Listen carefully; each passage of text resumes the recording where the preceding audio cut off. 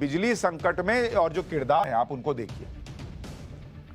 एक तो कोल इंडिया हो गया, जिसके बारे में आपको बताया कि भाई इससे कोयला सब खरीद रहे हैं।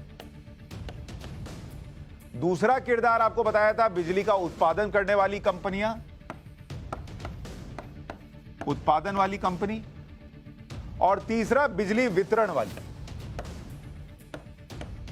तो ये तीन मिलकर जो है आपका ट्रायंगल बना रहे हैं और आपके घर में क्या पहुंच रही है? बिजली पहुंच रही है, अगर तीनों अपना अपना काम कर दे रहे हैं। अब स्थिति क्या है इसे समझिए।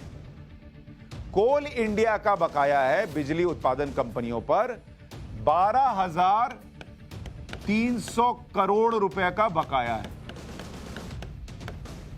यानी ये जो कंपनियां हैं जो उत्पादन कर रही हैं, ये जो कोल इंडिया से कोयला खरीद रही हैं, उसका पेमेंट नहीं कर पा रही है, बकाया लगाया हुआ है। 12,300 करोड़ रुपए के बकाये में कोल इंडिया चल रहा है। वो कहता है उत्पादन करने वाले से कि तुमको कोयला चाहिए, कोयला तुम मांग रहे हो, पैसा देते नहीं हो, तो वहां संकट है। बिजली उत्पादन कंपनियों का अलग बकाया है बिजली वितरण कंपनियों पर से, क्योंकि ये यहां देते हैं, ये यहां देते हैं और ये आपके घर तक बिजली पहुंचाते हैं। तो इनका कितना बकाया चल रहा है? 1,10,000 करोड़ रुपए।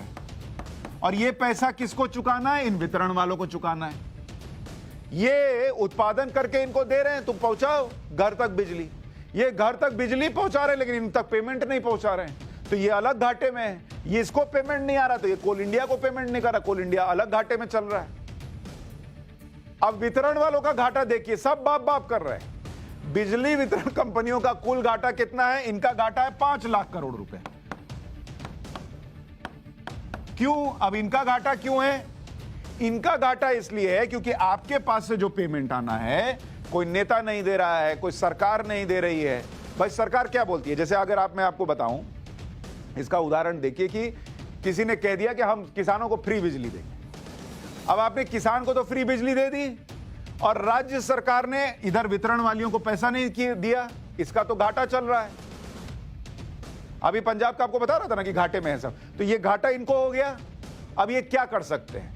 या तो घाटा सहते रहें और देते रहें, नहीं तो ये क्या करते हैं? पावर कट कर देते हैं कि पावर उधर कट किया तो उतना पैसा कम से कम बचा। ये हिसाब होता है। इसीलिए आपको इसमें एक छोटी सी बात और बताता हूं। ये जो 3 कृषि कानून आए थे, उसमें नरेंद्र मोदी एक बिल लाए थे। उसमें उन्होंने क्या कही थी बात? उसमें उन्होंने कहा था कि राज्य सरकार जो किसान को फ्री बिजली देती है, वो फ्री बिजली नहीं देगी। वो सीधा किसान जो है वो पेमेंट करेगा वितरण वाली कंपनी को, 100 रुपया है, 1000 रुपया है, जितना है, और राज्य सरकार किसान को पेमेंट करेगी कि तुमने जो ये पेमेंट किया, जो मैं तुमको फ्री देता उसकी जगह मैं ये तुमको पैसा देता हूं। नरेंद्र मोदी जी ने दिमाग लगाया था, पीएम ने, इससे 2 चीज हो जाएगी। एक तो ये हो जाएगा कि बिजली की बर्बादी रुक जाएगी, जब किसान को या किसी को भी जिसको फ्री बिजली मिल रही है उसको पता है कि मुझे पहले पेमेंट करूंगा तब पैसा मिलेगा अकाउंट में, तो पहले तो वो कम करेगा, जितना होगा उतना ही चलाएगा ना। दूसरा, राज्य सरकार वितरण कंपनियों का तो पैसा रोक देते हैं क्योंकि उनको पता है कि इसको बाद में दे देंगे, लेकिन वो अपने वोटर का पैसा नहीं रोक सकते।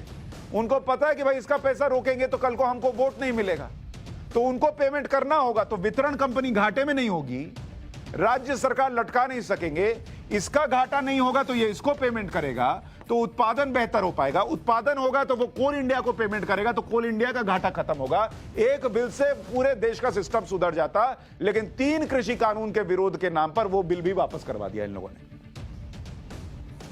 कर लो सुधार। इंडिया में सुधार करना अपने आप में चुनौती है। लोगों ने बना रखा है कि नरेंद्र मोदी का ही इंडिया, इन्हीं को सुधार करना है, हमारा क्या है? कीजिए।